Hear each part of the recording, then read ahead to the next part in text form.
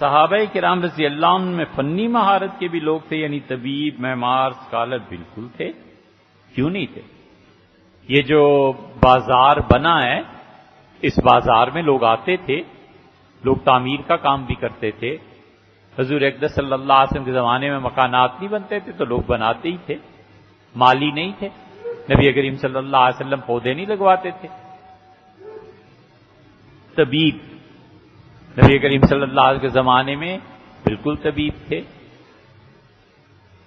Scholars, وہ مفتی جن کو رسول اللہ صلی اللہ علیہ وسلم نے فتوے کی اجازت دی تھی، 13 آدمی تھے، مسجد نبوی میں بیٹھتے تھے، فتویٰ دیتے تھے۔ معاذ بن جبل رضی اللہ عنہ،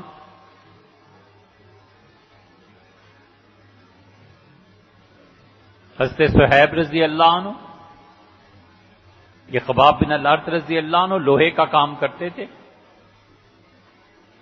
نبی کریم صلی اللہ علیہ وسلم کے زمانے میں وہ ایک آدمی کپڑے سیتا تھا، اسے آپ کی دعوت کی اور آپ اس کے گھر تشریف لے گئے اور انہوں نے آپ کے لیے کدو بنائے، تو رسول اللہ صلی اللہ علیہ وسلم کدو کے کتلے اٹھاتے تھے اور کھاتے تھے، بڑے خوش ہوئے وہ۔